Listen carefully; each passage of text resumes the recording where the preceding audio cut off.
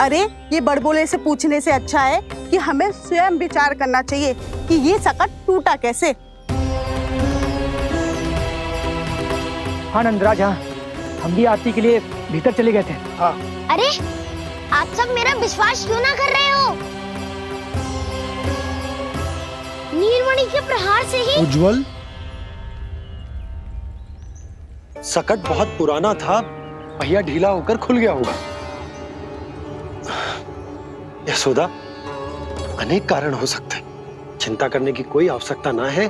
मैं चिंता क्यों करने लगी भला? मेरे नीलमणि के गले में रक्षा वाला कंठक पहले से ही है, और हम जैसा पूजा पाठ इतने विधि विधान से इसी के लिए तो कर रहे हैं, है ना पंडित जी?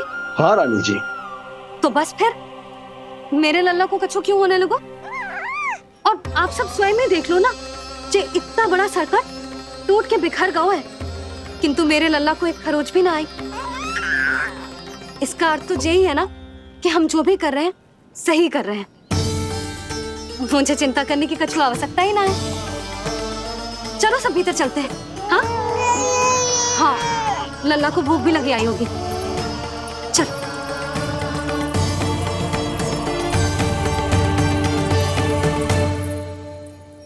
नंदराज जी, अब हमें भी आज्ञा दीजिए। प्रणाम पंडित जी। ध्यान कहाँ था तुम दोनों का? और अधिक सावधान रहने की आवश्यकता थी ना?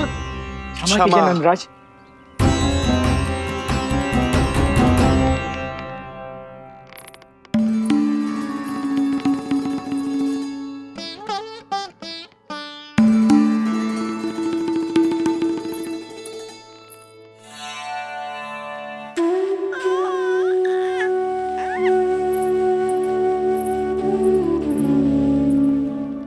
यशोदा, क्या हुआ? बोलो ना, क्या सोच रही हो? मुझे बहुत चिंता हो रही है जीजी। मेरे लल्ला के साथ कुछ ना कुछ दुर्घटना होती रहती है।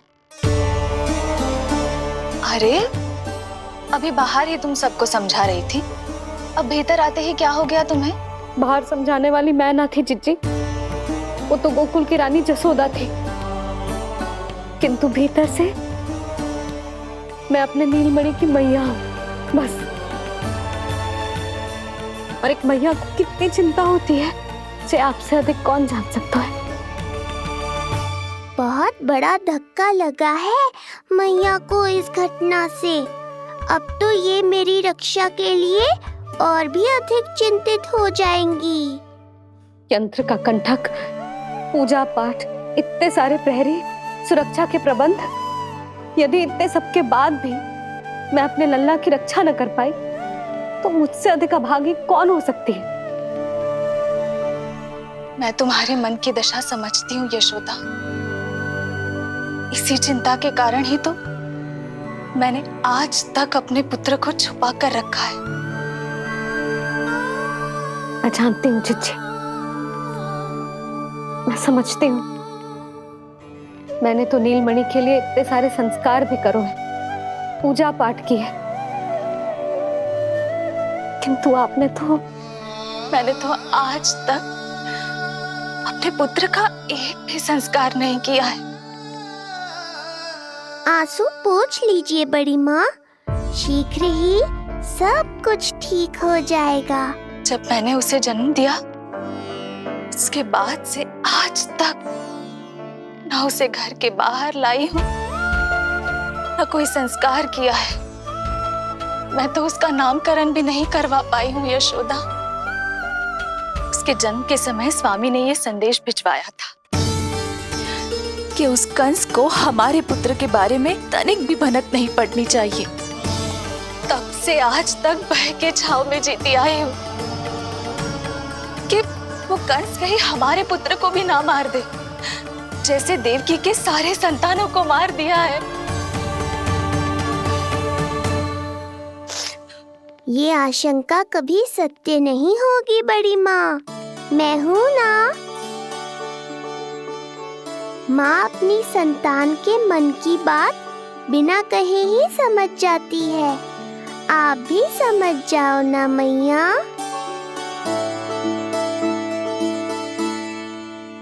जीजी, हमें रोना ना चाहिए। हमें देख के लल्ला भी रो रहा है। मैया, आपकी सहायता की आवश्यकता है मुझे। मुझे ऐसे क्यों लग रहा है जैसे लल्ला मुझसे कुछ कहना चाह रहा है। दाऊ को हम सबसे दूर कब तक रखेंगे बड़ी माँ? ये सोच रहे होगा कि अब तक आपने इसके दाव को छुपा के क्यों रखो है। मैं उनसे मिलना चाहता हूँ मैया। चिच्ची, कितना मन करता होगा ना इसका अपने दाऊ से मिलने का। और आपके लल्ला का भी तो मन करता होगा ना कि अपने छोटे भाई को मिले। कितनी बातें करते हैं हम दोनों की इनके सामने। हाँ यशोदा, मैं भी अपने पुत्र को नीलमणि के बारे में सब कुछ बताती हूँ। तो बस फिर हमें साथ साथ रखिए ना। मेरा आधा हिस्सा है वो, उनके बिना मैं अधूरा हूँ मैया। ये दोनों भाई एक दूसरे के बिना अधूरे हैं जीजी। हमें इन दोनों को साथ ही रखना चाहिए।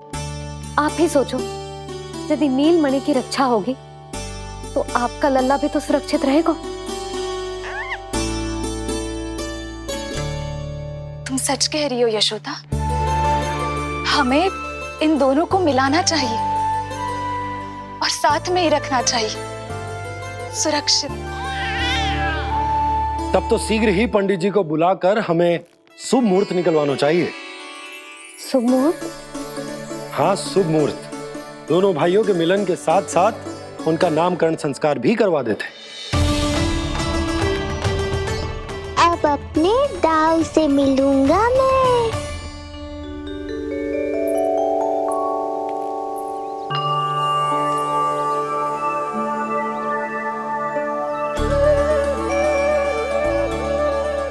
ऋषिवर की दिव्य आभा के कारण ये वातावरण कितना शुद्ध, कितना पवित्र लग रहा है ना। हाँ देवकी, इनका तेज ही ऐसा है कि इनके निकट केवल पवित्रता ही वास कर पाती है। किसी भी प्रकार की दुष्टता इनके पास जाने से पहले ही नष्ट हो जाती है।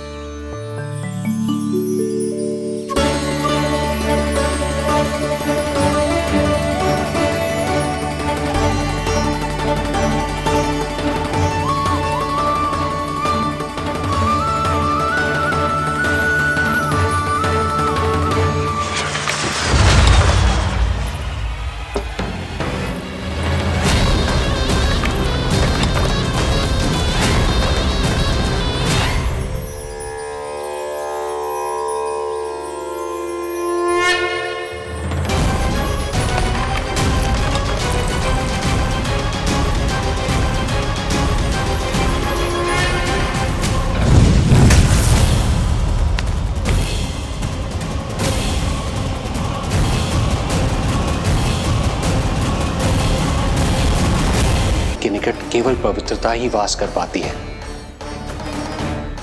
किसी भी प्रकार की दुष्टता इनके पास जाने से पहले ही नष्ट हो जाती है। यदि महर्षि की इच्छा के बिना मैंने भीतर प्रवेश किया तो कहीं ये मुझे श्राप ना दे दे। नहीं, इससे तो अच्छा है कि मैं यहीं आश्रम के बाहर रुकूं और यहीं से इन दोनों पर दृष्टि रखूं।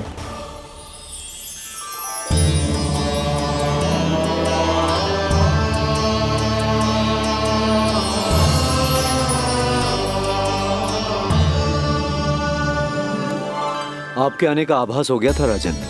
गुरुदेव, जो संतानें हमने खो दी है उनका श्राद्ध करवाने की विनती लेकर हम आपके पास आए हैं। आपका आना व्यर्थ नहीं जाएगा राजन, परंतु मुझे आभास हो रहा है श्राद्ध कर्म इस भेंट का एकमात्र कारण नहीं है।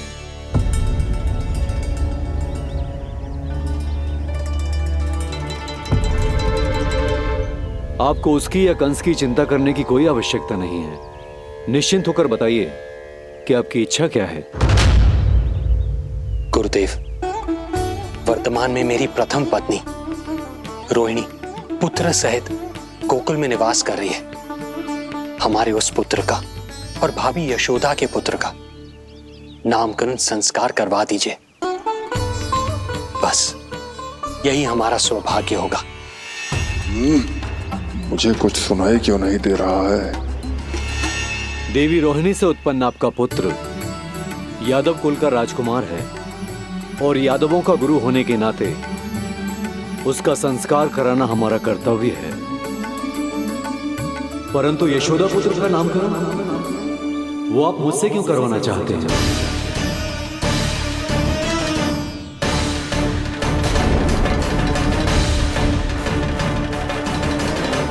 गुरुदेव,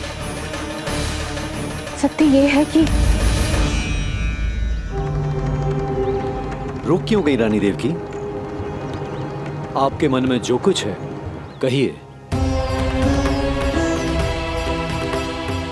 ये कैसी दुविधा में फंस गया मैं। यदि मैंने गुरुदेव को यशोदा पुत्र का सत्य बताया तो कंस को भी पता चल जाएगा, और यदि नहीं बताया तो कहीं ऐसा ना हो कि ऋषिवर ही बुरा मान जाए। लगता है आप दोनों की दुविधा मेरे अनुमान से भी बहुत बड़ी है। अपनी या अपने पुत्र की कुंडली लाए हैं राजन? जी गुरुदेव, अपनी कुंडली है मेरे पास। देवकी,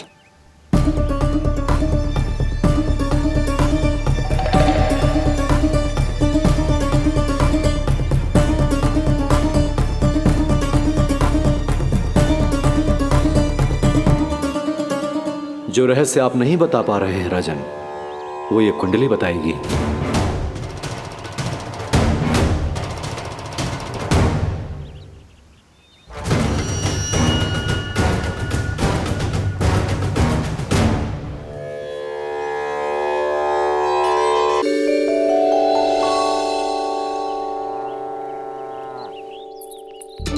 लल्ला, बता कैसी है जगदा?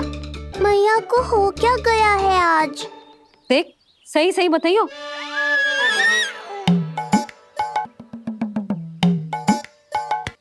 अच्छी है ना? पसंद आएगी ना उसे? हाँ? या फिर जे मोर पंख वाला मुकुट दे दूं? पहली बार मिल रहा है तू, उपहार तो देना चाहिए ना? पर बड़े तो वो है ना मैया, उपहार तो वो देंगे मुझे।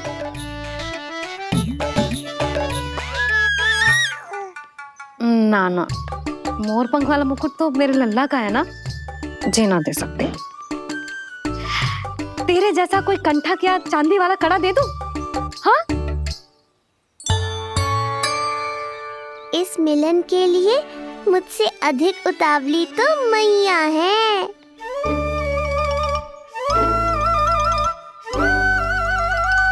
अच्छा, जे उपहार छोड़, तू तो जे बता कि तू उसे बुलाएगा क्या कह के? अन्य सभी के जैसे बड़े भैया या गांव वालों के जैसे दद्दा बुलाएगो, या फिर बड़े नगरों में जैसे बुलाते हैं ज्येष्ठ भ्राता बुलाएगो, या फिर प्रेम से बुलाएगो दाऊ बुलाएगो ना?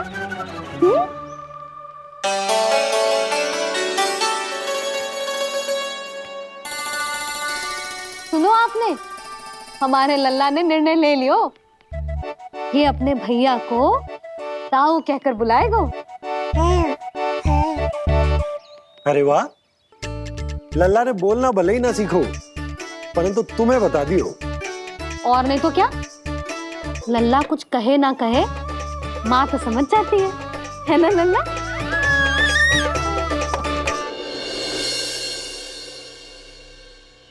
और इसने दाऊ वाली बात पे हाँ भी की है। हाँ, हाँ तो सदानंद जी ने भी कर दी है। लो, मैं तो भूल ही गई। क्या कही पंडित जी ने? बता तो ना यशोदा, बाहर से आया हूँ, हाथ पैर तो धो लूं। हाँ, ये लो। अब बताओ, कब का मुहूर्त निकालो है?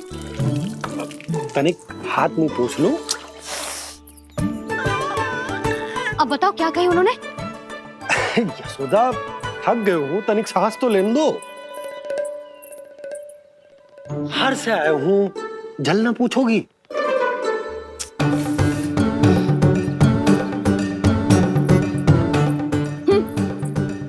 आप बता दो जी।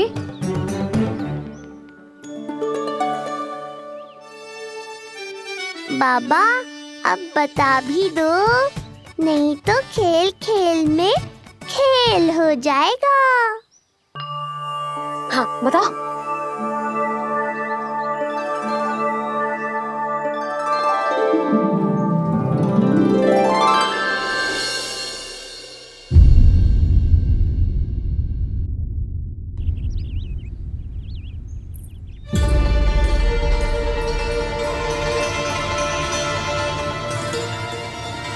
हो क्या रहा है वहां? ये क्या दिया है राजकुमारी ने?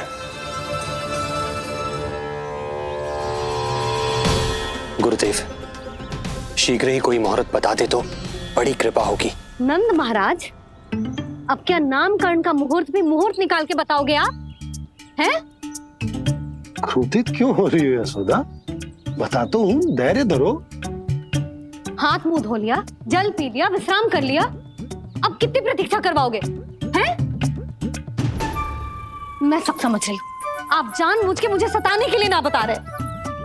मैया कितनी भोली है बाबा, आप क्यों सता रहे हो उन्हें? बस बस बस, इतना भावुक होने की आवश्यकता ना है। बता तो, पंडित जी ने बताया है एक बहुत ही शुभ मुहूर्त आने वाले सप्ताह में ये है। और जानते हो जिस मुहूर्त किस दिन पड़ेगा? जिस दिन हमारा लल्ला पूरे 100 दिन का हो जाएगा। इससे अच्छा मुहूर्त तो हो ही नहीं सकता।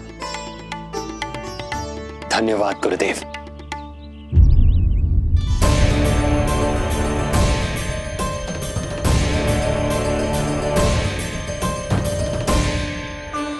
क्या हुआ गुरुदेव? कुछ समस्या है क्या? जो सत्य सारे संसार को पता है और जो संकेत ये कुंडली दे रही है, दोनों में विरोधाभास है राजन।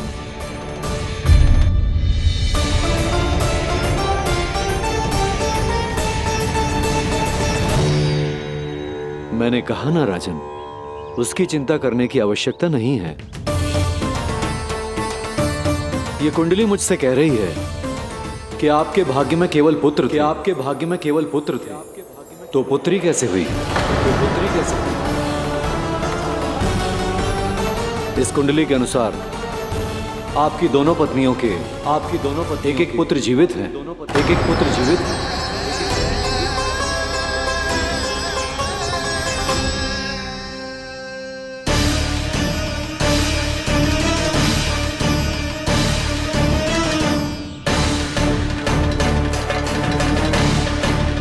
देवकी,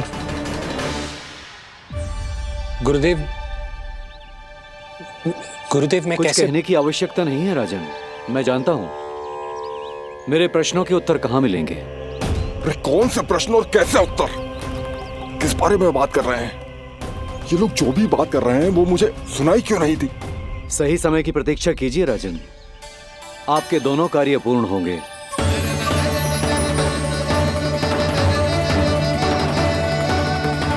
अब आप निश्चिंत होकर जाइए और प्रसन्नता मनाने की तैयारी कीजिए। आपका बहुत बहुत धन्यवाद गुरुदेव। प्रणाम।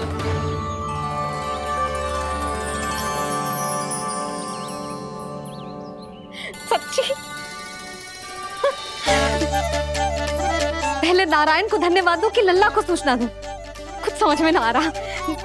लल्ला मैं अभी आया।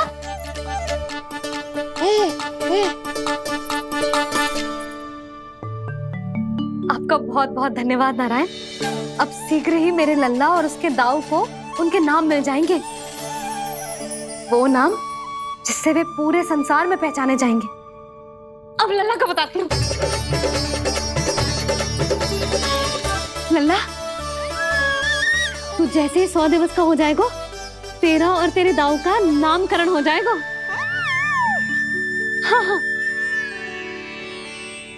किंतु आपने तो बताओगी ना, हम इन दोनों को मिलवा कब सकते हैं? क्या देख रहे हो, बताओ तो। यशोदा, पंडित जी ने कही कि दोनों भाइयों को मिलवाने के लिए कोई मुहूर्त की आवश्यकता ना है, तो हम चाहे तो इन्हें आज भी मिलवा सकते हैं। लल्ला सुनो तूने, तो आज आज ही अपने दाव से मिल सकते हैं? मैं अभी सारी तैयारियां करती हूँ। भव्य मिलन होगा गोकुल में, भव्य मिलन। कुंडली के अनुसार इन दोनों के 8 पुत्रों में से 2 जीवित बचे हैं। पहला तो रोहिणी पुत्र है, पर दूसरा कौन है? और वो कन्या कौन थी जिसे कंस ने मारा था? वासुदेव की कुंडली में अभी तक पुत्री योग बना ही नहीं है।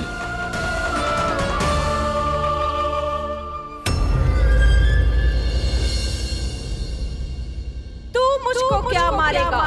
अपनी आयु संभाल। काल तेरा अवतरित रूप है उसका।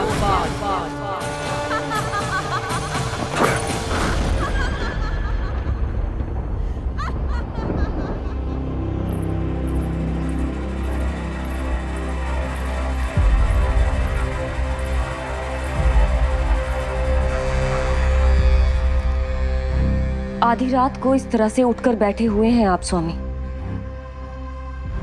मैं ये तो नहीं जानती कि किस बुरे स्वप्न ने आपकी नींद छीन ली है, परंतु इतना अवश्य जानती हूँ कि जो सूचना ये गुप्तचर लेकर आया है, इसे सुनकर आप रात भर सो नहीं पाएंगे।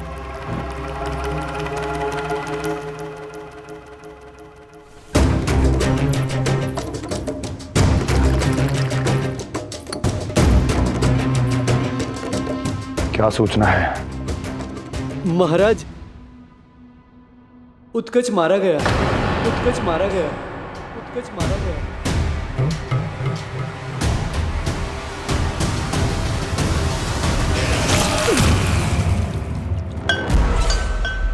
सूद बूद खो गए हो क्या अपनी? जो दिखता ही नहीं उसे मारा कैसे जा सकता है? इसने स्वयं देखा था महाराज। जिस शकट में समाकर शक्तासुर उस बालक को कुचलने वाला था, आपके शत्रु ने उसी शकट को चकनाचूर कर दिया।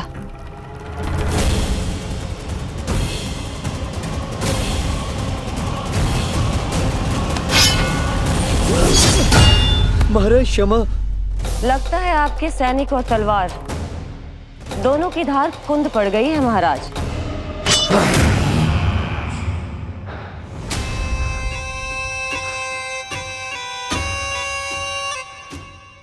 इस तलवार की धार पर अब तभी विश्वास दृढ़ होगा जब ये उस बालक के रक्त से स्नान कर लेगी।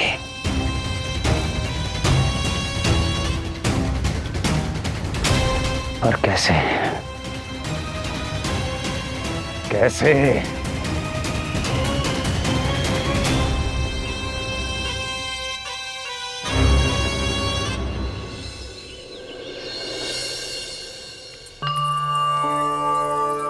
कैसी लगी तुझे दाऊ से मिलने की तैयारी? बहुत अच्छी है मैया, पर उससे भी अच्छी है वो प्रसन्नता जो इस मिलन के उत्साह में मुझे आपकी आंखों में दिख रही है।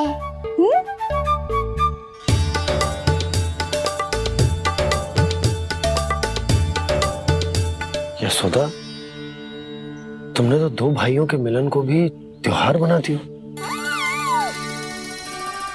हाँ तो ये किसी त्योहार से कम थोड़ी ना है। ये शुभ दिन दोनों भाई के मिलन को पूरा गांव देखेगो। तो फिर अब बड़ी मैया को बुलाओ ना मैया। यशोदा जी, रोहिणी जीजी इतनी प्रतीक्षा क्यों करवा रही है? इतने दिवस से छुपा के रखे हो लल्ला को, अब तो शीघ्रता करनी चाहिए ना, है ना भाभी? प्रतीक्षा अवश्य की है, किंतु फल भी तो मीठा मिलेगा। आती होंगी रोहिणी जीजी।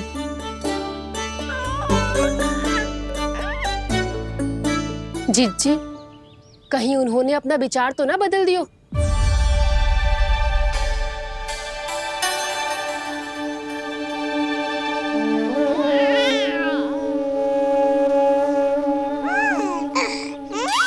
कितनी शीघ्र चिंतित हो जाते हो आप सब। देखो आ रहे हैं वो। लाल छुपा रखने को विवश थी नियति की सताई, भूल के भय माज प्रभु की, जग सम्मुख है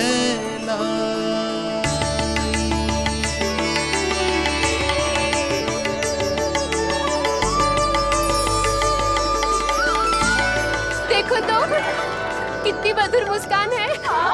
और आंखें कैसी गंभीर और गहरी है। अरे अरे, ये तो हमारी नीलमणि की तरह सुंदर भी है। सही कह रही है तू, और कितना प्यारा भी है। और कितना पलचारी भी लग रहा है ये, है ना? तो देखो इसके। हाँ बिल्कुल, लाल लाल टमाटर की तरह। देखो तो दाऊ आए नहीं कि ये सब की सब मुझे भूल ही गई। अरे हटो सामने से, मुझे भी तो देखने दो।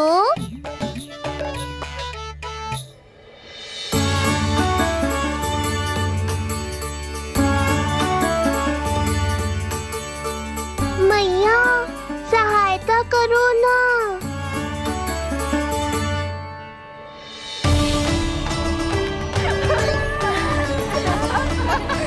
चलो हटो सब, हटो हटो हटो, हटो सामने से। चलो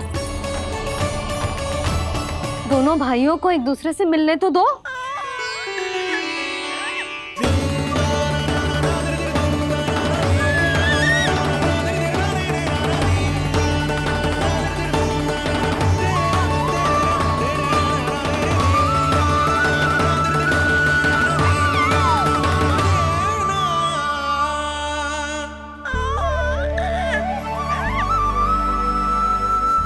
चल लल्ला, चल आजा।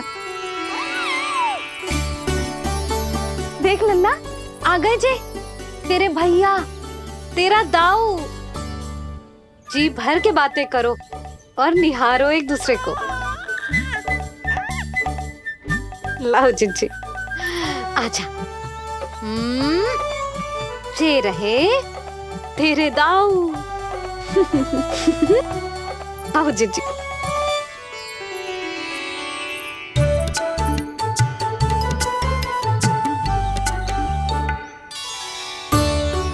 स्वागत है दाऊ।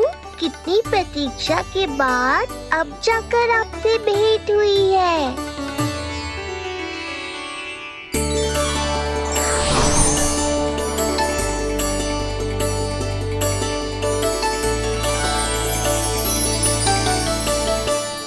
क्या हुआ दाऊ, मुझे पहचान नहीं पा रहे?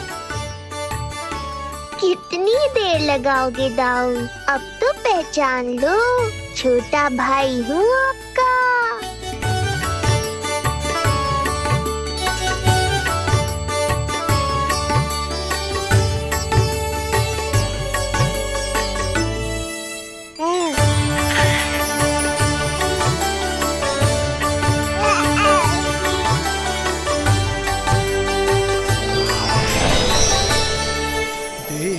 प्रभु को भक्त शेष की आंखें है भर आई, भावुक हरि भी निहारे की अब मिलन की बेलाई।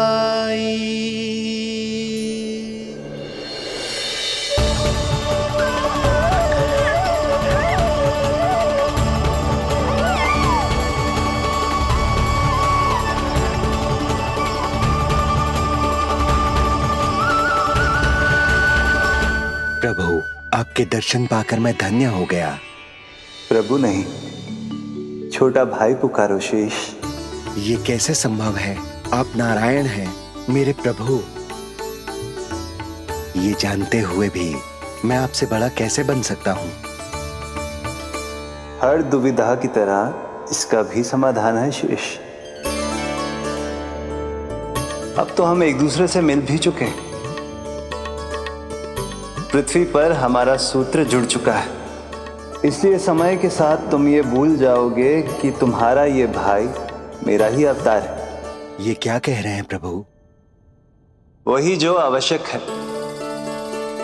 नहीं तो तुम नीलमणि के बड़े भाई होने का कर्तव्य कैसे निभाओगे? कैसे डांटोगे मुझे? और बड़े होने के नाते मुझ पर अधिकार कैसे दिखाओगे? पर प्रभु, पर किंतु परंतु ये सब भूल जाओ शेष। आज से इसी क्षण से मैं हूं तुम्हारा छोटा भाई और तुम मेरे ताऊ। मैं हूं तुम्हारा छोटा भाई और तुम मेरे ताऊ। नारायण नारायण दाऊ। दोनों इतने सुंदर लग रहे हैं, मेरी तो दृष्टि भी ना हट रही इससे। कहीं मेरी ही दृष्टि ना लग जाएगी। ये तो प्रतिदिन की कथा है दाऊ। हे नारायण, मेरे कानों से तो अभी से रक्त निकलने लगा। आदत डाल लो दाऊ, अब तो सहना ही पड़ेगा। वो देख रहे हो, सुलक्षणा चाची सबसे अधिक चतुर यही है। केवल अधिक चतुर ही नहीं नीलमणि, बहुत अधिक सयानी भी है ये। बिल्कुल सही पहचाना दाऊ, पर आप चिंता मत करो, मैं हूँ ना, मैं संभाल लूंगा इन सबको। देखो तो जिज्जी, इन दोनों की दृष्टि एक दूसरे से ऐसी चिपक गई है कि अब हटने का नाम ही ना ले रही। ये सूचक है उस प्रेम के बंधन का जिसमें ये दोनों भाई आज के बाद सदा के लिए बंध जाएंगे।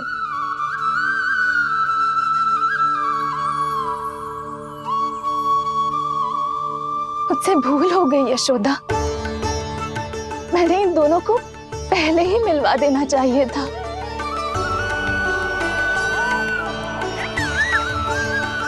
मैं कहती थी ना आपसे।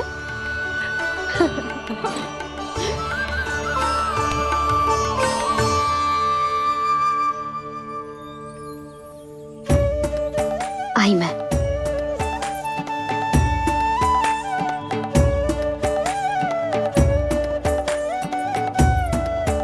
क्या सोच रहे हो ऐसे खड़े खड़े? देख रहा हूं दोनों भाइयों का ये मिलन किसी त्योहार से कम थोड़ी ना। सही कहा था तुमने।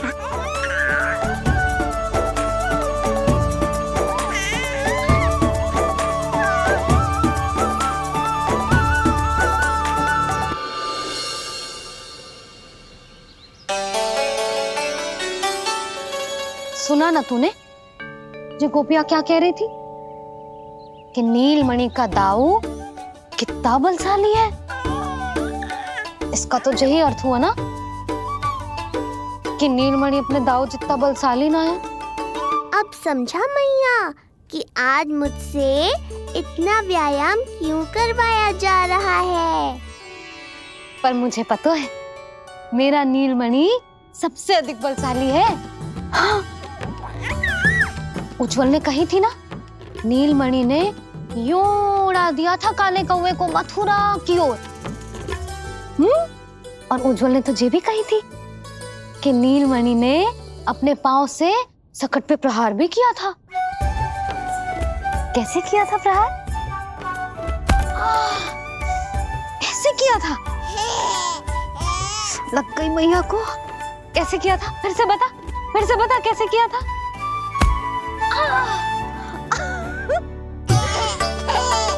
मेरे लल्ला में कितना बल है, मैया को ही ढकेल दियो पीछे।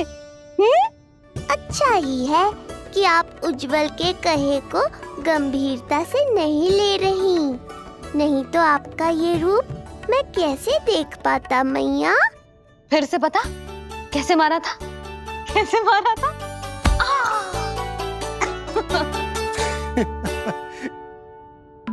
लल्ला तू बड़े के जैसे कब से हंसने लगो?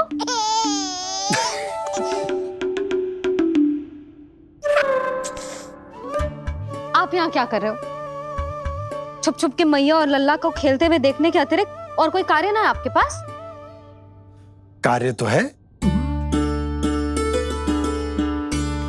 पर यह अधिकार भी है कि मैं अपनी बड़ी सी पत्नी को अपने छोटे से लल्ला के साथ छोटे बालकों की तरह व्यवहार करते हुए देखूं।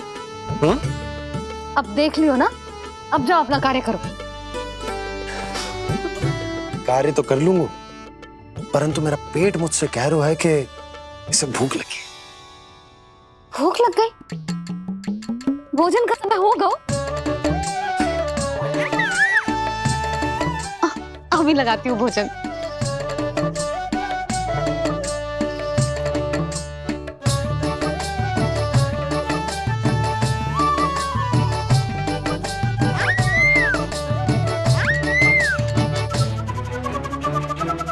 क्या हुआ लल्ला, इतना उतावला क्यों हो रहा है तू? तुझे भी भूख लगी आई है क्या? सच्ची में भूख लगी आई है कि मंद मंद मुस्कुरा के मैया को बांधना चाहता है? तनिक रुक जा, तेरे बाबा को भोजन परोस के यूं गई और यूं आई। मेरा अच्छा लल्ला। आई।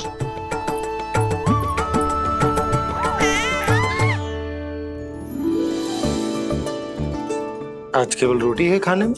ना, दाल है ना, तरकारी भी है, दही है, लड्डू भी है। तो दाल ले आओ। अभी लाई है।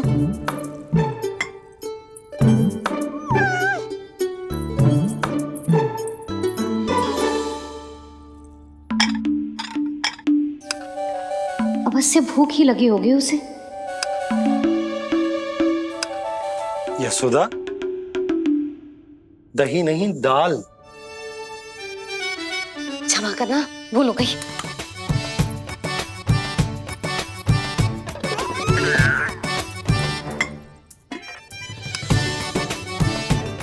यशोदा, दाल दाल।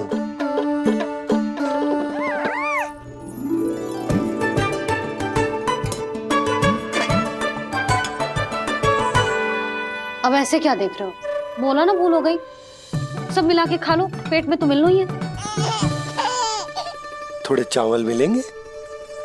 हाँ मिलेंगे, अवश्य मिलेंगे।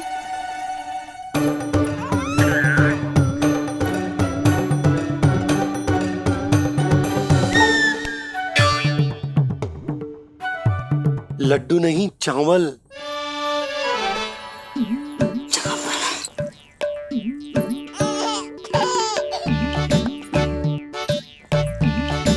हंस क्या रहे हो जी?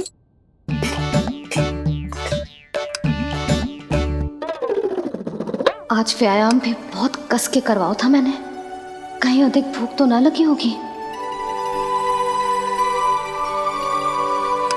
सच्ची है यशोदा, बिल्कुल ना बदली तू।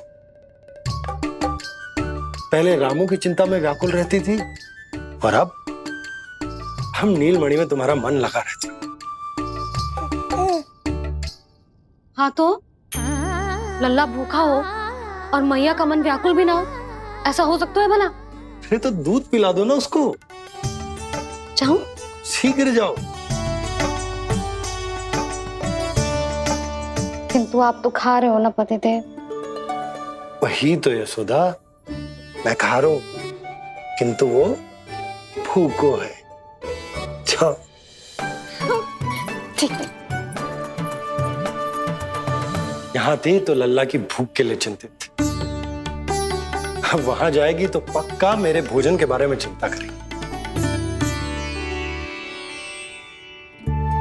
कहीं आधे ही भूख में ना उठ जाए तेरे बाबा, उन्हें कुछ और चाहिए होगा तो? सही कहा था बाबा ने, वहाँ मेरी चिंता थी, यहाँ बाबा की चिंता है। सच्ची मैया, अनोखी हो आप। अरे इतने से पेट भर गया तेरा? ना, ये वाली मुस्कुराहट तो मत ही दिखा मुझे। इतनी शीघ्र तेरा पेट भर ही ना सकता। मैया जानती है अपने लल्ला की भूख।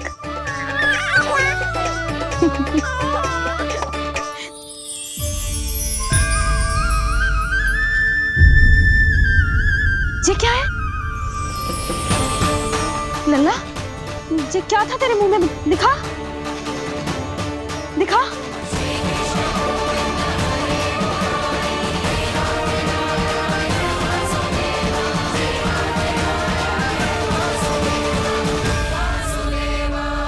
या को सब पता है, इतनी जल्दी तेरा पेट भर ही ना सकता।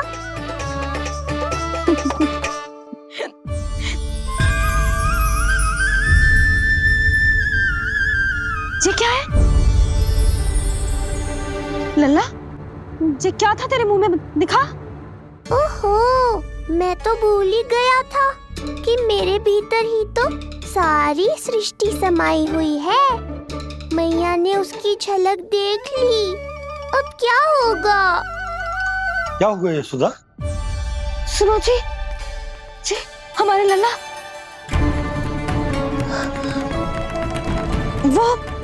वो इसके मुंह में। क्या? भूल जाओ ना मैया, कुछ नहीं था मेरे मुंह में। लल्ला, मुंह खोल के बाबा को दिखा। अरे क्या देख रही है उसके मुंह में? अवश्य ही मेरा दृष्टि भ्रम होगा, किंतु ऐसा भ्रम। अरे बताओ ना यशोदा, या फिर मुहूर्त शीघ्र ना बताने की बात का प्रतिशोध ले रही हो तुम? ना, ऐसी बात ना है। तो फिर बताओ ना, क्या बात है? हा? मैंने लल्ला के मुंह में कुछ देखो। क्या देखो? अब फंस गया मैं। मैया बाबा को सब कुछ बता देंगी और राय का पहाड़ बन जाएगा। फिर कैसे संभालूंगा इन दोनों को? ऐसे लगो जैसे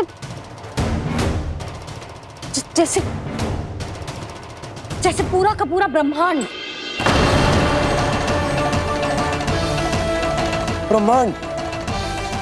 लल्ला के मुंह में। अच्छा, तुम मेरा मुंह देखो।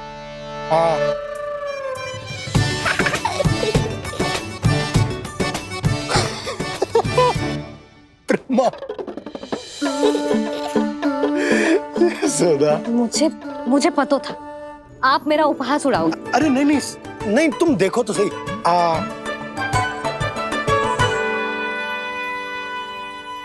ब्रह्मांड ना सही, गोकुल तो दिखना चाहिए। अरे गोकुल को राजा हूं मैं, है कि ना? है? देखो, अरे देखो।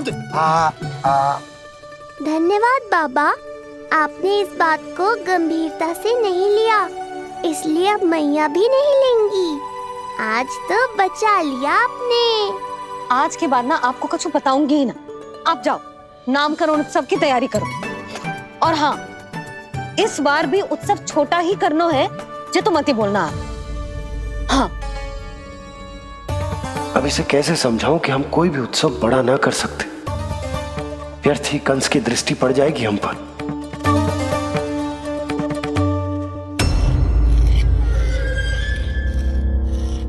लगता है आपके सैनिक और तलवार दोनों की धार कुंद पड़ गई है महाराज।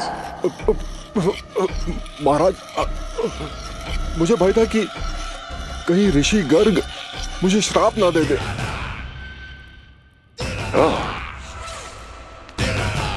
तो श्राप से भयभीत हो गए दुर्जन, किंतु कंस तो कोई श्राप नहीं देता, सीधा मृत्यु देता है। ऐसा न करे महाराज, दया करे, दया निदान। यदि मैं उनकी इच्छा के विरुद्ध भीतर जाने की कोशिश करता तो जितनी सूचना मुझे मिली है उतनी भी नहीं ला पाता। तब आपको कैसे पता चलता महाराज कि आपकी बहन और बहनोई मात्र अपनी मृत संतानों के श्राद्ध के लिए वहां नहीं गए थे?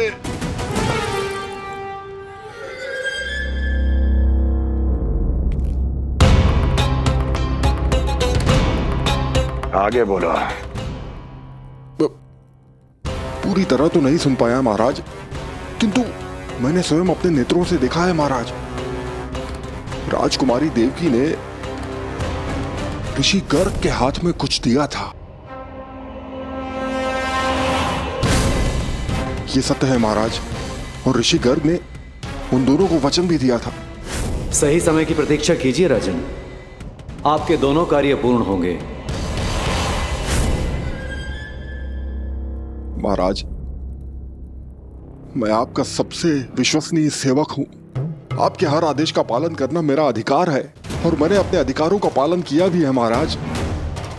किंतु फिर भी यदि मेरी ओर से कोई भूल हुई हो, मुझे क्षमा करे दया निदान, मुझे क्षमा करे। इसका अर्थ है कि उत्कच सही कह रहा था। वो दोनों अवश्य ही कोई ना कोई षड्यंत्र रच रहे हैं मेरे विरुद्ध। समय आ गया है, अब मुझे किसी ऐसे की खोज करनी होगी जो उतना ही शक्तिशाली हो जितनी की मेरी ये तलवार।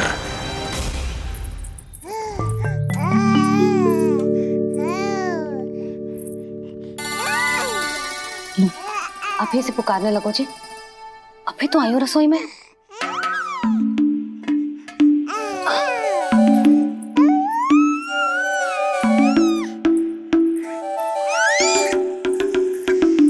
शीघ्र ही तुझे भी अपने बाबा का हाथ बटाना पड़ेगा, समझ रहे हो ना? बटाएगा ना हाथ? अभी जे 100 दिन का भी ना हो और जे इस नन्हे से बालक को काम काज का भार सौंपने की बात करने लगे। काम का नाम सुनते ही मुख से स्वर ना निकल रहे तेरे। अभी तो बड़ा ऊ कर रहा था। बता, हाथ बटाएगो के ना? अरे बता ना।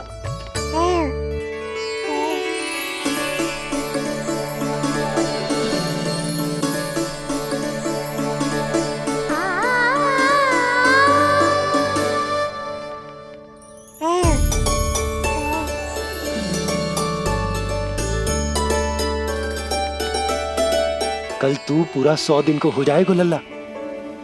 पंडित जी आएंगे, तुझे नया नाम मिलेगा। देखो तो मन में तो इनके भी कितना उत्साह भरो है, बस दृष्टि में मैं ही आती हूँ। और कल तुझे वो नाम मिलेगा लल्ला जिससे पूरा संसार तुझे पहचानेगा।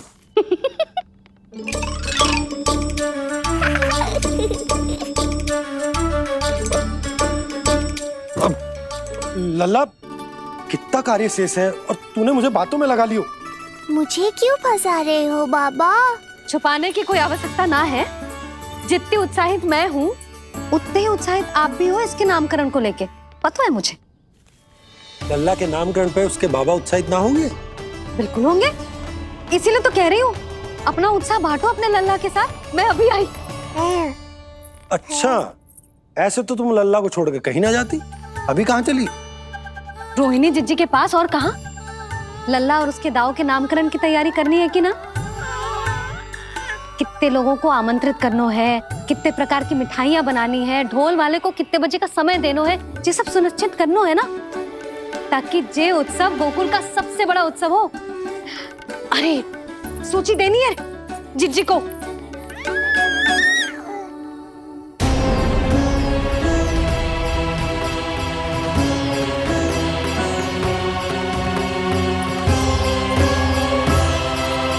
सबकी कोई आवश्यकता ना है। आवश्यकता ना है मतलब? कहना क्या चाहते हो आप? मैं ये कहना चाहता हूं कि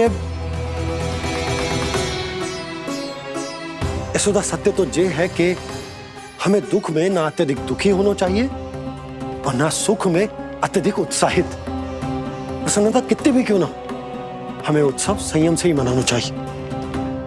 इतने वर्ष संयम ही तो रखा था ना नंद जी। ये समय संयम का ना आनंद से बावले हो जाने का है। यशोदा, हम आयोजन छोटा ही करेंगे। मैं कुछ सोच समझ कर ही तो कह रहा हूँ। पर क्यों? मुझे भी तो समझाओ। हर बात समझाने की ना होती है यशोदा। अच्छा, पति पत्नी में भेद हो तो है? ठीक, मैं कोई भेद ना रखूं।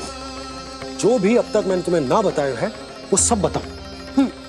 ओहो, क्या कर रहे हो बाबा?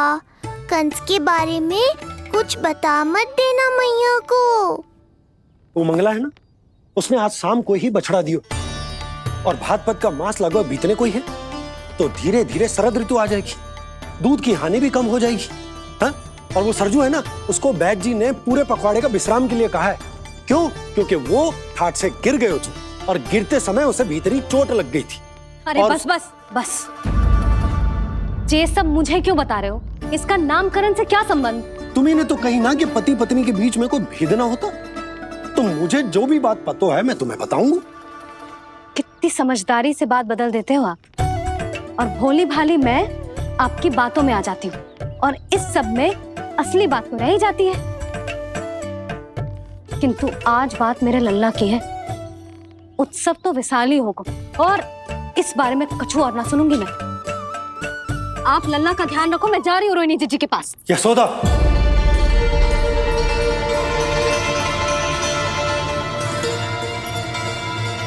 बात केवल सुनने की ना होती, उसे समझना भी पड़ता है।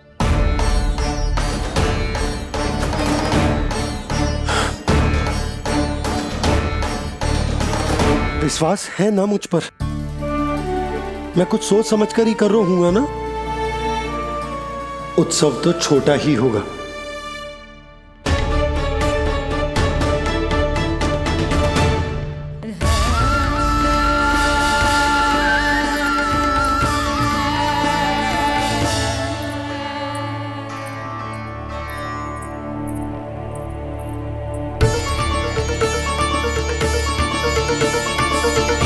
क्षमा करना लल्ला, तेरी मैया को डांटना पड़ गया।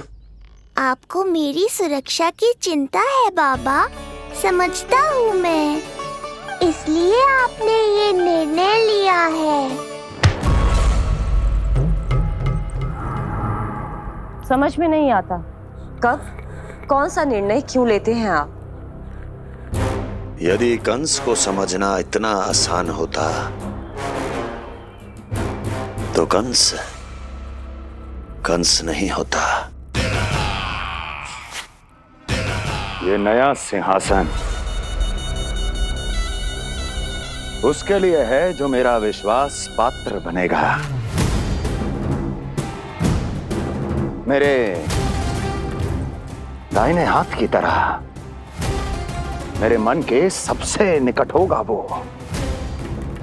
मंत्री परिषद में विशेष स्थान की प्राप्ति होगी। मेरे बाद पूरे राज्य के लिए उसी का वचन होगा। शासन, किंतु ये अधिकार केवल उसे प्राप्त होगा जो मेरी परीक्षा में उत्तीर्ण होगा। मेरा सबसे महत्वपूर्ण कार्य करेगा वो। इसलिए जाओ, कह दो सभी बाहुबलियों को, महाबलियों को, दैत्यों को, दानवों को, प्रेतों को, पिशाचों को, सभी को ये सूचना दे दो ना ना ना ना, सूचना नहीं, चुनौती दो कि यदि साहस है तो आए, मेरी परीक्षा में उत्तीर्ण हो और इस सिंहासन पर बैठने का अधिकार प्राप्त कर ले। जाओ। और हां, ये अवश्य कहना कि केवल वही आए जिनके हृदय में साहस का ज्वालामुखी धधकता हो, जिनकी तलवारें पर्वतों का सीना चीरने को व्याकुल हो, जिनकी संकल्प शक्ति इतनी दृढ़ हो कि मृत्यु से टक्कर ले लें। कायर नहीं चाहिए मुझे। जाओ। महाराज, आप जिसे भी ये विशेष पद देंगे, भविष्य में यदि वही हमारे शीश पर बैठ गया तो क्या करेंगे आप? पहले ऐसा कोई योद्धा सामने तो आए अस्ति जो उस विष्णु के अवतार का संहार कर सके।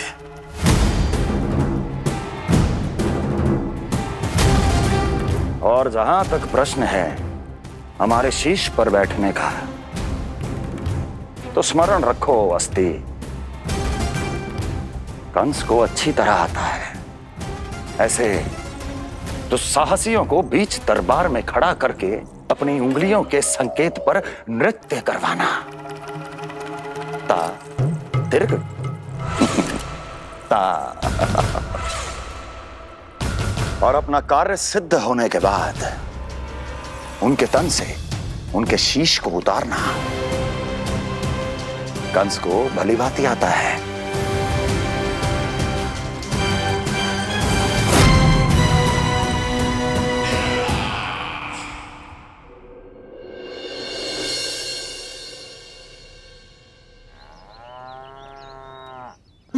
पूरे 100 दिन का होगा हुआ तो लल्ला, कम से कम 100 व्यक्ति तो आने चाहिए थे ना तेरे और तेरे दाऊ के नामकरण में।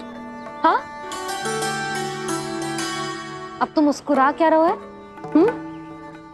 तू ही बता, जे भवन देख के लग रहा है कि यहाँ कोई उत्सव है? बिना अतिथियों के कैसा उत्सव और कैसा आनंद, तू ही बता। और मैं करूं भी तो क्या? पता है लल्ला, मुझे तो लग रहा है तेरे बाबा ना कंजूस होगा है। नहीं तो भला और क्या समस्या हो सकती है उन्हें बड़े आयोजन से? अरे गोकुल के राजा का लल्ला है तू, राजकुमार। यदि तेरा आयोजन बड़ा ना होगो तो भला किसका होगो?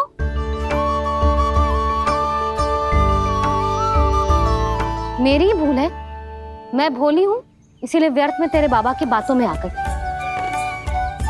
मैं भोली हूं ना, व्यर्थ में उनका कहा मान गई। किंतु अब ना मैं कोई मांग रखूंगी, ना मैं उनसे बात करूंगी। और कहे देती हूँ लल्ला, सावधान जो इस बार तू बीच में आया तो। हाँ नहीं तो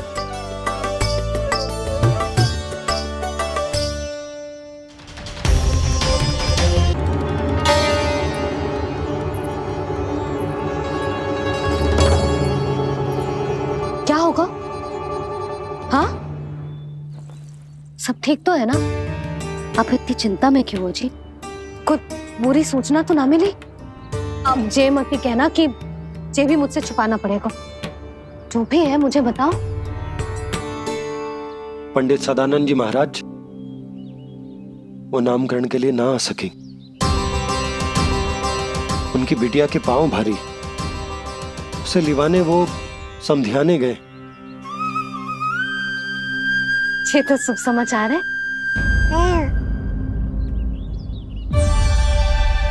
किंतु मेरे लल्ला का नामकरण अब वो सही मुहूर्त पे कैसे होगा? वही तो समझ ना आ रहा। ऐसे मन छोटा करने की आवश्यकता नहीं है मैया बाबा।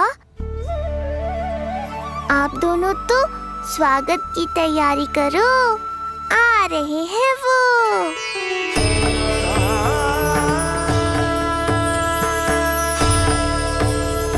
लो, आ गए वो जिनकी मुझे प्रतीक्षा थी।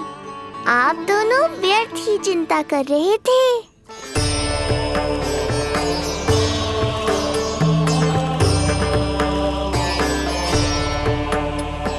अब कौन करेगा मेरे लल्ला का नामकरण? ऋषि गर्ग, नंदराज, रानी भाभी, महान ऋषि गर्ग हमारे गांव में पधारे हैं।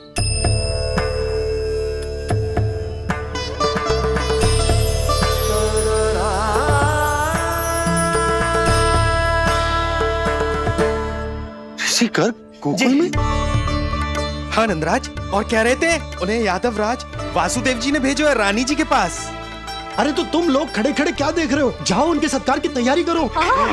जी यशोदा, उनके स्वागत की तैयारी करो। सुनो जी, वो तो यादवों के कुलगुरु है ना, रोहिणी जीजी के यहाँ आए हैं, हमारे यहाँ आएंगे। आप देखती जाओ मैया, वो सीधे हमारे घर ही आएंगे।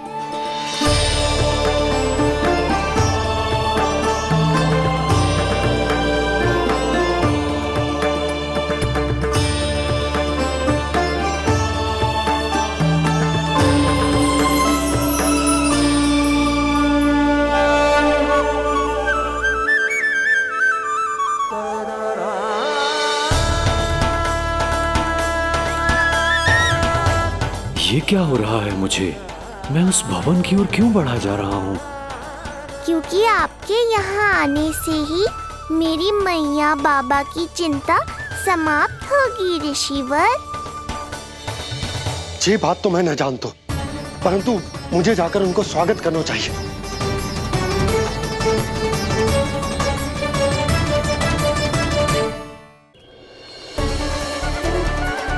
गुरुदेव, कल्याण हो। भगवान श्री नारायण के महान भक्त आज हमारे गांव में पधारे। हमारा जीवन सफल है गया आज। वो भवन आपका है नंदराज? आपके शुभ चरण पड़ेंगे तो हमारा जय भवन पवित्र हो जाएगा। इतने बड़ी ऋषि अगर हमारे घर पधारेंगे तो हमारे तो भाग्य ही संवर जाएंगे। मैया आपके दर्शन को तरस रही है ऋषिवर। संकोच मत कीजिए, अब आ भी जाइए। पधारिए गुरुजी। न जाने क्यों मेरे पांव अपने आप ही आपकी भवन की तरफ जाने को व्याकुल है नंदराज। पधारिए गुरुदेव, आइए।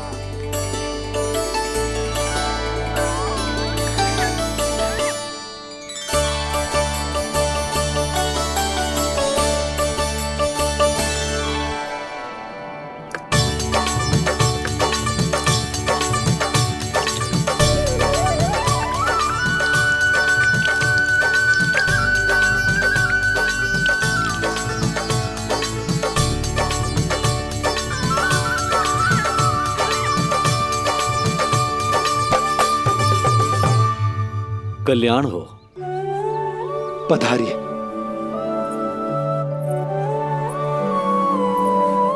आया तो था मैं रानी रोहिणी के भवन में, पर पता नहीं कैसे यहाँ खींचा चला आया। विराजिए गुरुदेव। महाराज, आप इसे भी रोहिणी जिज्जी का ही घर समझिए। मैं अब भी बुला कर लाती हूँ। महाराज, ये हमारा सौभाग्य है कि आपने यहाँ आना स्वीकार किया। कहिए, क्या सेवा करूं मैं आपकी? मुझे आपके भाई वासुदेव ने भेजा है नंदराज।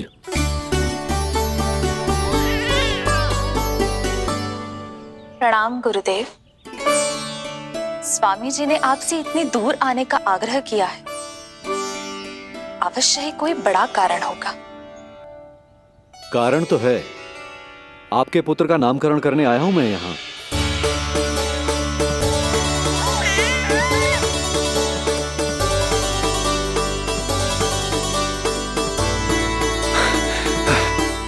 ऋषिवर, तब तो आप अत्यंत ही शुभ दिन पधारे। आज का ही मुहूर्त निकलो है भाभी के लल्ला और हमारे लल्ला के नामकरण के लिए। परंतु पंडित जी गांव से बाहर हैं, इसीलिए आप। अब तो आप यहाँ आ गए हो, आप हमारे भी लल्ला का नामकरण कर दो ना। पुत्री, ये क्या कह रही हो तुम?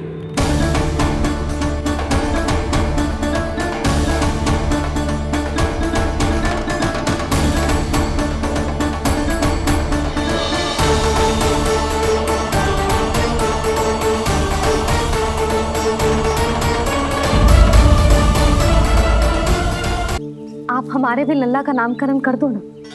पुत्री, ये क्या कह रही हो तुम? विनती कर रही हूँ, और मेरी जे आग्रह अस्वीकार मत ही करो। आप दोनों भाइयों का नामकरण एक साथ हो जाएगा।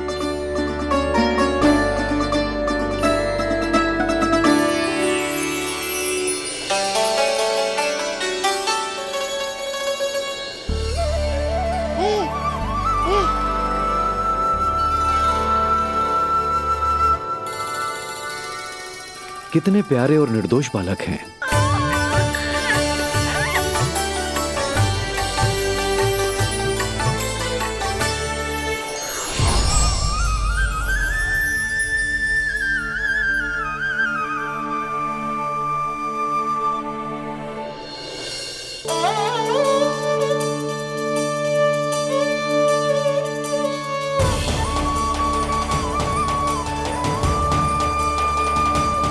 इन दोनों को देखकर गुरुदेव की आंखों में आंसू क्यों आ गए?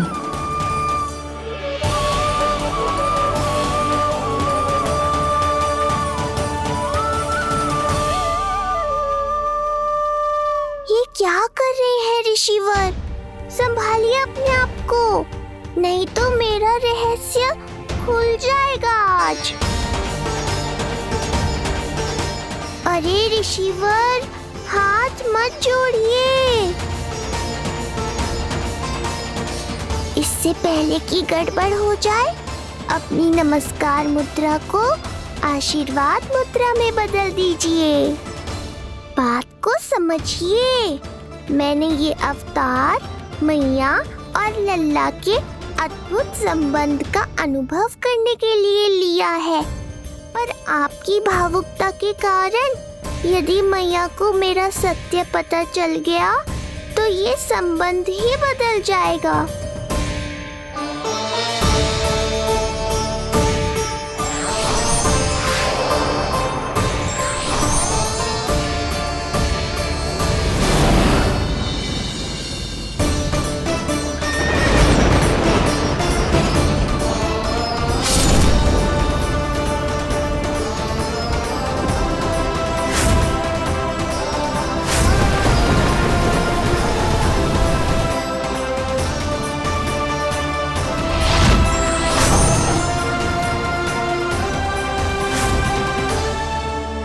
अब आप सब कुछ जान चुके हैं ऋषिवर, इसलिए अब मेरे सामने हाथ जोड़कर मेरे सत्य को उजागर मत कीजिए।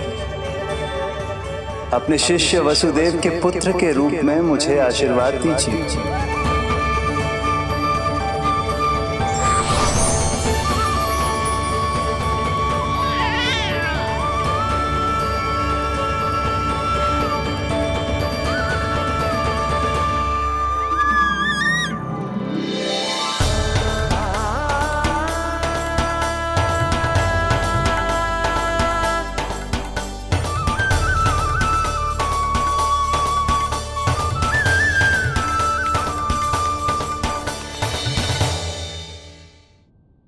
ऋषिवर, आप मौन क्यों हैं?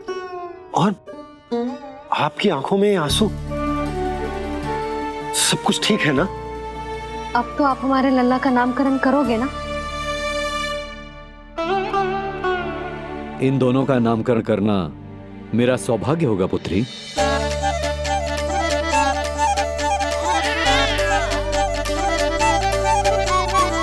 परंतु ये गोपनीय रूप से करना होगा।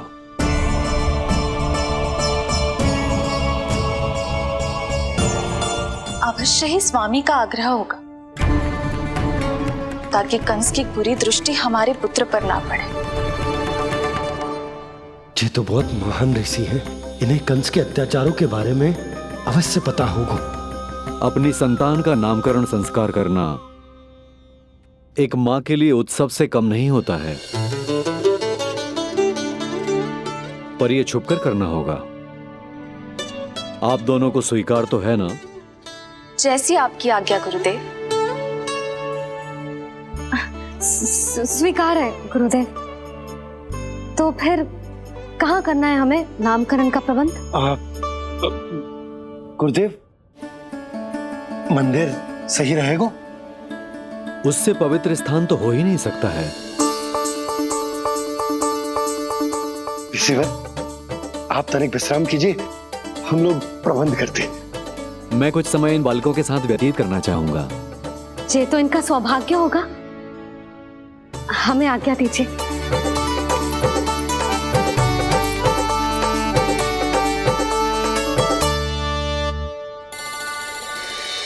प्रभु, स्वयं भगवान होकर भी आपको बंदी गृह में जन्म लेना पड़ा। अब अपनी मां को छोड़कर दूसरी मां के यहां पलना पड़ रहा है। जब से गोकुल आए हैं छुप छुप कर रहना पड़ रहा है। इतनी नन्ही सी अवस्था में दुष्ट कंस के कितने ही आक्रमणों का सामना कर चुके हैं आप। और जिस उत्सव में सभी सप्तऋषियों और सभी देवी देवताओं को साक्षी बनकर आना चाहिए, उस नामकरण उत्सव को यहां एकांत में करना पड़ रहा है। क्यों प्रभु, इतने कष्टों को सहकर ये अवतार क्यों लिया है आपने? दुष्टों का नाश करने के लिए धर्म की स्थापना करने के लिए और सबसे अधिक मैया की ममता का अनुभव करने के लिए। पर इसके लिए इतने कष्ट? मानव जीवन लिया है तो कष्ट तो उठाने ही पड़ेंगे ऋषिवर। मानव जीवन की आंच जला रही है, फिर भी आप मुस्कुरा रहे हैं प्रभु। ये कैसा अनोखा अवतार है। आंच में जलकर भी यदि मैं नहीं मुस्कुराऊंगा तो अपने भक्तों को क्या शिक्षा दूंगा मैं? आज एक कंस का प्रकोप है, भविष्य में सहस्रों कंस होंगे और आने वाले युगों में होंगे अनगिनत कंस। उस समय मेरे भक्तों को पता होना चाहिए कि अपने कष्टों को कैसे सहना है और धर्म के पथ पर अडिग कैसे रहना है।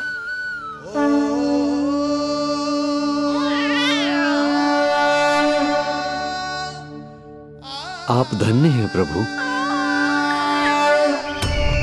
देखा अस्ति, जब सिंह दहाड़ता है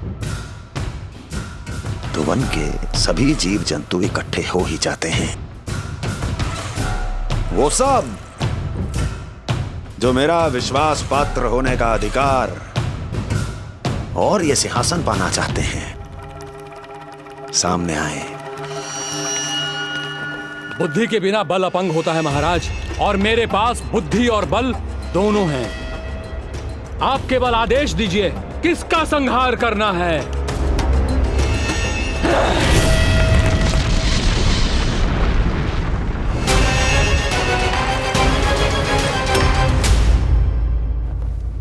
सारी तैयारी हो गई। बोलो। आप गुरुदेव को बुला लो, मैं रोहिणी जीजी और बालकों को ले आती हूँ। यशोदा, तुम रुष्ट तो ना हो ना मुझसे? मैं भला रुष्ट क्यों होने लगी? नहीं, तुम जो उत्सव बड़े धूमधाम से करना चाहती थी और बहुत प्रसन्न हूँ मैं कि हमारे लल्ला का नामकरण स्वयं ऋषि गर्ग पूरे विधि विधान से कर रहे हैं। मैं समझ गई, उत्सव बड़ा हो या ना हो, प्रसन्नता बड़ी होनी चाहिए। अरे मैं तो इतनी उत्साहित हूँ कि दोनों भाइयों का नामकरण आज के शुभ मुहूर्त पे हो रहा है। तो इससे पहले जो बीत जाए, जाओ। आप ही बुला लो।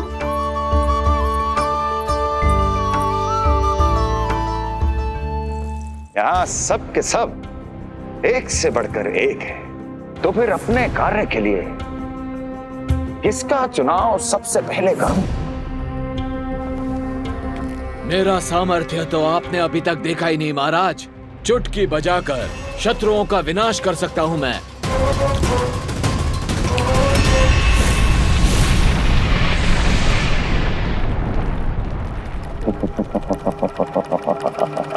वाह! किंतु आपने तो बताया ही नहीं कि करना क्या है। वध करना है, एक नवजात बालक का वध। उसे साधारण बालक मत समझना। गोकुल में नंद के घर पल रहा वो बालक विष्णु का अवतार है।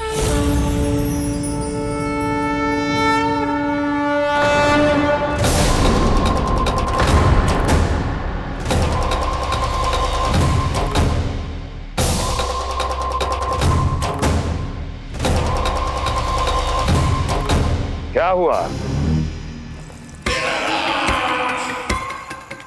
इतना सन्नाटा क्यों छा गया?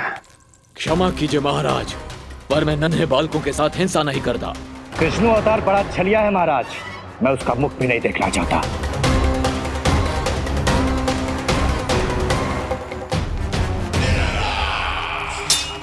जाने दो इन्हें। वैसे भी इस सिंहासन के लिए मुझे कायरों की कोई आवश्यकता नहीं। जाने दो।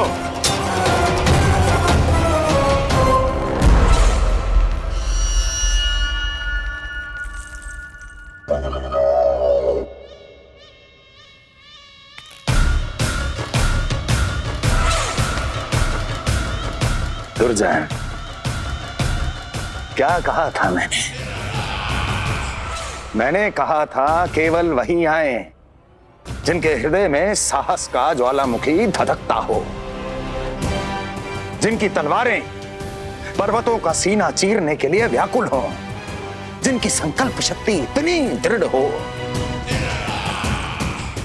कि वो मृत्यु से टक्कर ले जाए। वही होगा इस सिंहासन का असली अधिकारी। महाराज,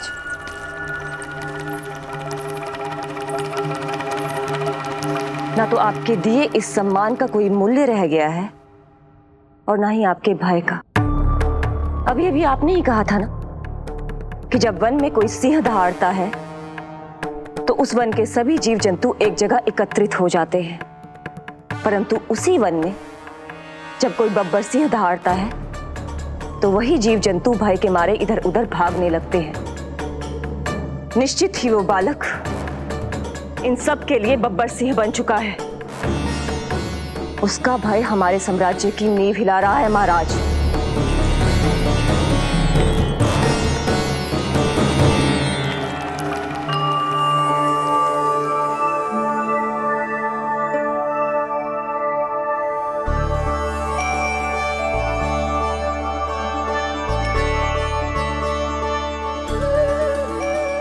हे नारायण, मेरा मार्गदर्शन कीजिए।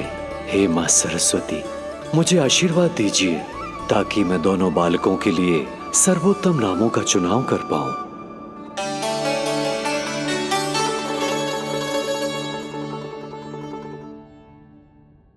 आपके पुत्र को बड़े भाई के कर्तव्य का निर्वाह करना है और इस दायित्व को प्रभु श्री राम से अच्छा किसने निभाया है? जैसा अटूट संबंध उनका अपने भाइयों के साथ था, मैं श्री नारायण से प्रार्थना करता हूं कि वैसा ही प्रेमपूर्ण संबंध इसका भी अपने छोटे भाई के साथ हो।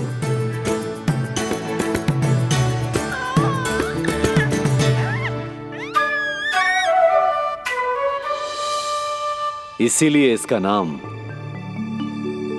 राम हो। इसीलिए इसका नाम राम, इसीलिए इसका नाम राम।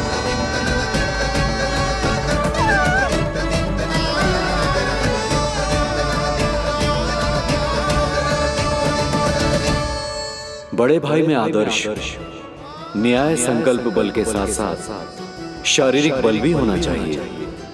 मैं देख पा रहा हूं ये बालक इन सब बलों के लिए जाना जाएगा। इसलिए जो नाम इसके व्यक्तित्व के लिए सबसे उचित है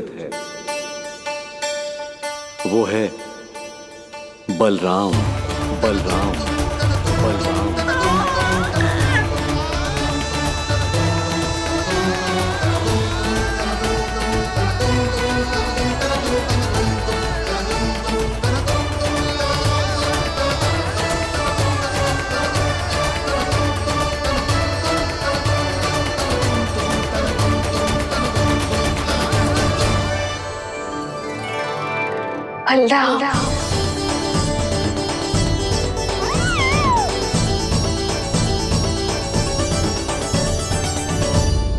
तो फिर उसका नाम बल राम रखना। कैसा अद्भुत संयोग है रिसीवर। जब इसके जन्म की सूचना देने मैं वसुदेव भैया के पास मथुरा गया था, तब उन्होंने भी यही नाम रखा था, बलराम। ये संयोग नहीं, नारायण की इच्छा है नंदराज। बलराम से अधिक उपयुक्त नाम इस बलराम के लिए कुछ और हो ही नहीं सकता है। पर मैं तो दाऊ कहकर ही बुलाऊंगा इन्हें, बलदाऊ।